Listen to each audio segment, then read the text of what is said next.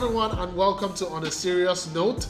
I don't yet have a catchy, fancy tagline for what this is, but on this podcast, I would be sharing from my experience in my career, things that I think have helped me become the person that I am today, things that have helped me grow as a professional, and I think this would be particularly useful for entry to mid-level professionals. I mean, I don't claim to be the smartest or wisest person out there, but I have learned a few things over the last few years which have helped me a great deal. And I think, or I hope that this would be as useful or helpful to as many people as will listen to this podcast, which I hope will be a lot of people. By the way, this is my first time making or recording a podcast, so if this doesn't sound like what a podcast should, I promise I will get better. My name is Yimika Fagbero, but you can call me Yimika or Yimi for short if any of those are too long. I'm a business growth and analytics professional, but I also do some self-improvement coaching on the side. For hobbies, I like to play basketball, and I am a DJ and aspiring mixologist, all of which I create content around on other platforms, which I might or might not share with you later, but let's see how that goes. I have my background in statistics up until master's level, after which I started my career in digital marketing and then went up working with startups, doing analytics, and also had the opportunity to lead teams. And right now I do business analytics for a multinational in Amsterdam, which is where I've been based for the last 2 years. I'm from Nigeria, by the way. And what I do particularly is support some leadership team members with decisions from an analytical perspective. In today's episode, I am going to be talking about kind of how I started my career, or how I, should I say, gave myself a jump start. And I'm calling this I Only Got Better because I didn't know I was getting better, and this was the case. And I would explain it to you as we go.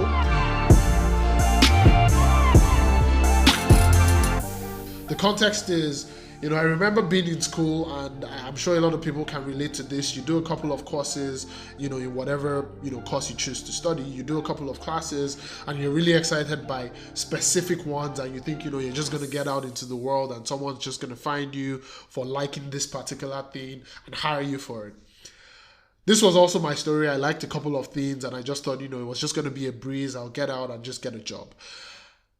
Well, I did get a job, but the outside world wasn't anything like I expected it to be. I stumbled upon digital analytics at some point when I was goofing around learning about different careers, and I was absolutely amazed by the prospects of what it could be. So unassumingly, I started to look for experts who were great at digital or web analytics, and I remember I stumbled on Avinash Kaushik, who is a digital marketing evangelist at Google and also an amazing web analytics professional.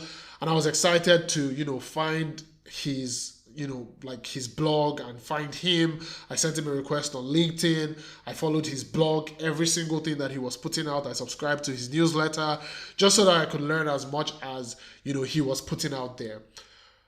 Around the same time, I also got a job with a digital marketing firm where I thought I was just going to dive into digital analytics, also because Avinash in his blogs always talks about you finding real life data to work with and practice on.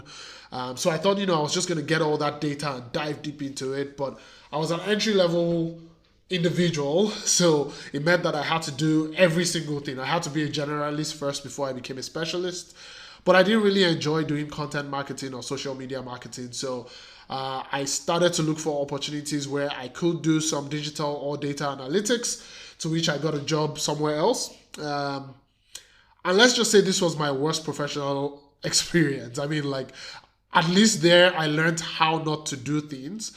It was really, really bad. And, I was beginning to regret leaving the digital marketing firm. I was like, maybe I should have stayed a little bit and learned a little bit more.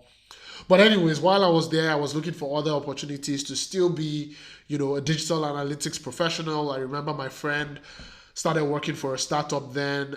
It was a content startup, they were building content that people were supposed to interact with. And I kind of just offered hey, guys, I do web analytics based off all the things that I was reading from other professionals. And I was like, hey guys, I do web analytics. I can help you with, your web analytics for free. They had nothing to lose because, I was doing it for free. I had nothing to lose because, well, yeah, like at worst, what's going to happen? Like I could learn a few things, which I don't know if I did or not. But anyways, I think I ended up doing crap for them because I don't know that they exactly knew the value that they wanted to get from web analytics. And I didn't have any mentors, any coaching, any role models. Well, I had role models, people like Avinash, but like not anyone I was interacting with who was guiding me. So I didn't really know what I was doing. I was just, doing stuff. I got some data, presented it. I don't know if they took any of the recommendations that were there. I don't know if any of it worked. And at this point, I tried something with this startup, nothing really worked. And then I was working at a job that I think was very terrible. So I was almost going to give up, like, maybe I shouldn't keep chasing this path. But I got an opportunity with a startup shortly after then, and this is what was the real game changer in my career. They weren't sure if they wanted to hire an analyst at the time, but, they were open to it, and they interviewed me for analytics. I think in the interview, I remember calling my family and telling them how I flunked it because I think I said crap. But apparently, I was a little bit impressive, a little bit, maybe not too much, but a little bit. And they gave me a chance. And luckily, in the company, they had a bunch of problems, so to speak, that they needed solving. Some of them also from an analytical point of view. Some of them, they didn't even know, how they wanted to go about it. And all of this just got dumped on my table, like, okay, fix it. And I remember there was one of it that had direct impact on the company's profitability, which means it was a high impact project and it was on my table. And I remember being confused when I wanted to start doing this, and I tried to remember every single thing that I'd learned, how I done things in the past. I talked to a few people, developers, people that could have a vague idea of how things work. And I tried to get some inspiration and some insights from them. And some way, somehow, I was able to put together a solution that was amazing. It did improve the profitability of the company. It was sustainable.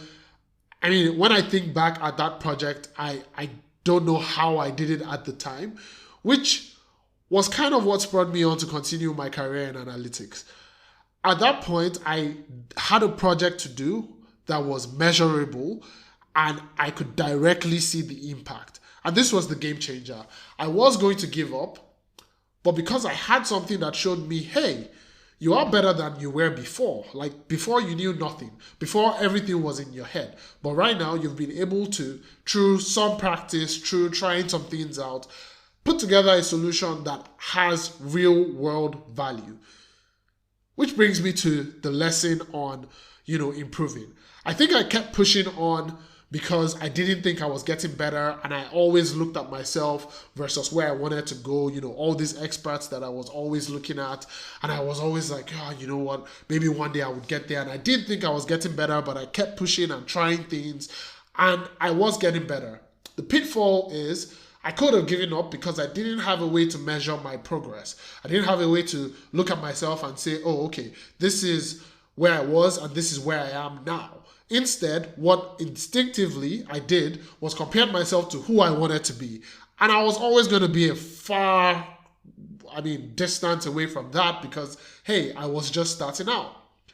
So all I'm trying to say is, I think that initial energy to start something, if you have something in your head and you're really, passionate about it and it's something you want to learn more about, just keep pushing. I think the fact that you don't even know if you're getting better or not at some point might help you keep pushing. Like it might give you the energy to want to keep pushing, to want to improve.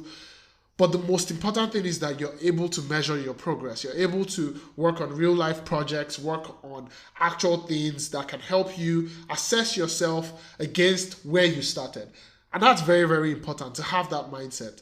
Measure yourself against where you started as opposed to where you want to go.